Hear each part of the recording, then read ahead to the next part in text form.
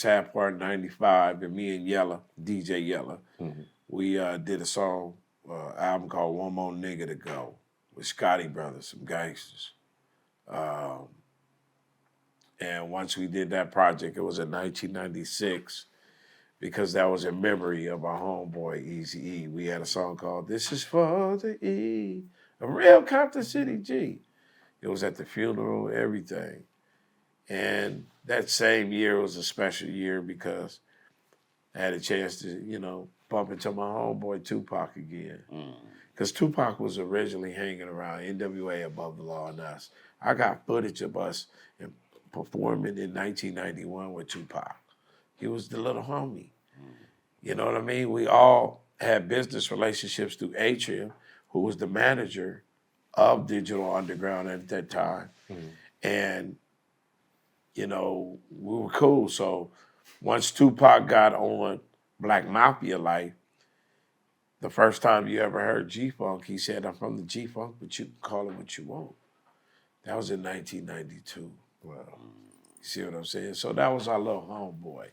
And going back to 1996, Eazy died in 95. 96, had a chance to link in. And I remember it was me, Spice One, Ant Banks. We just got through doing a song with Big Bro Ice-T used to live on Sunset Plaza in Hollywood Hills and shit with the Shark Tanks and shit. And we come down the hill, we see this little peanut head driving down the street on Sunset because I had a spot at the Mondrian. And that was Pac. So we pulled to the side. And we was like, Pac, what's up? He was like, what's up, nigga? Pac was wild, you know what I'm saying? He's a firecracker. So he said, man, I want y'all to come, get on my thing. I'm doing this One Nation. I want you, Kokane. At the same time, I'm doing this movie called Loving the Bullet with Jim Belushi. I need y'all there, niggas there. So I remember the night we go follow him. He lived off Sherman Way in the Valley. And then we go in there, Gaddafi's there, all those cats are there. They had a beautiful home. And I'm on the piano playing some shit like, sometimes I feel like my day is coming. Because Pac always liked that life and death songs.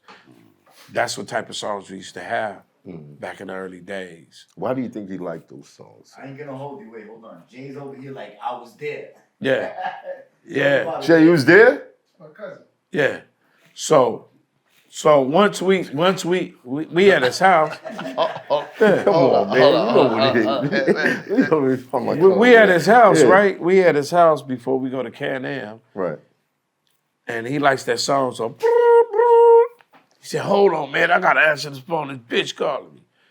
It was Quincy Jones' daughter. He argued with her. He said, I'm tired of this shit. So we all go up to Can-Am studio with a red room and everything. And it was me, Edie Amin, Spice One, and we did this song called Fortune and Fame. Fortune and fame, something we all adore. And I remember that night because the engineer was gonna get his ass beat. Because Pac was very serious about his work. You know what I mean? If you didn't catch up, you go to the red room. What was the engineer doing? Oh, he got that shit all the way, right?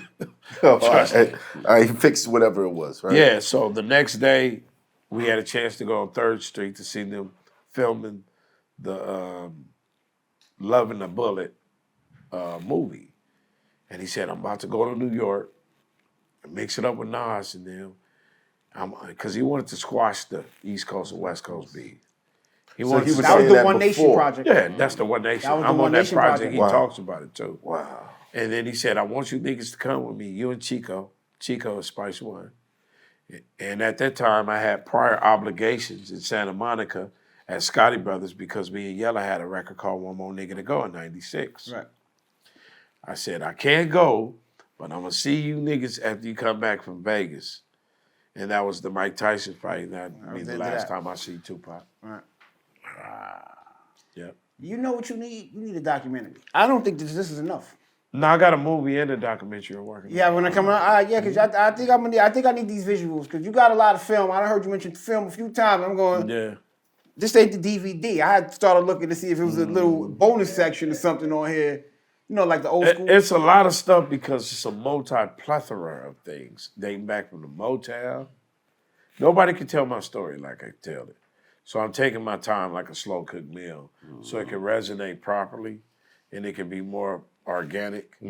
Because it's a multi-plethora of things, man. Yeah. Your family like tree Disney, is kinda, Right, he started off at Motown. It's kind of crazy when you think about it. Like Donald Byrd. the West Coast sound, the most popular stars. You're right in the mix of them, like.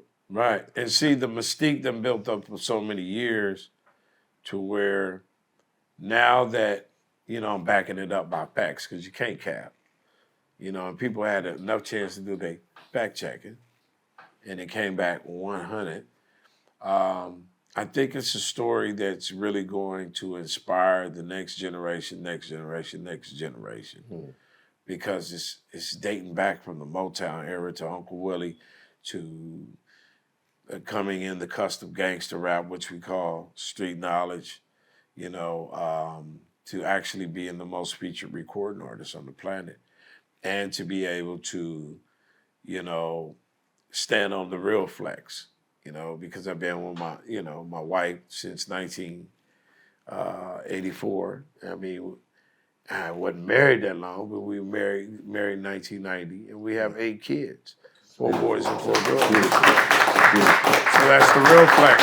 And my daughter is now, Anissa Long is the 3rd generation of that music royalty. So I thank God, for keeping me alive to be able to tell the story to where, not only it shows the younger audience or those that having a hard time that love what you do, because it will eventually pay off if you stay consistent and stay in a rhythm of positivity.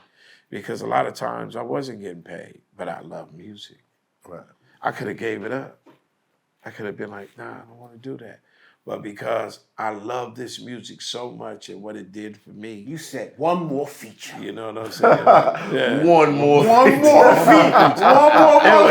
It was really like the color purple. He don't even he got the bat phone in this shit. The red phone by the bed. That bitch just ring. Like that. Now, I gotta ask, because the people that are not familiar with Kokane or may have heard you a million times but didn't know that was you. Being around Dr. Dre, Tupac, Eazy-E, Ice Cube, what would you say was the consistent in their characters that made them a star? It's hot for trapper turn smack rapper. Only smack rapper that you know is smack rapper.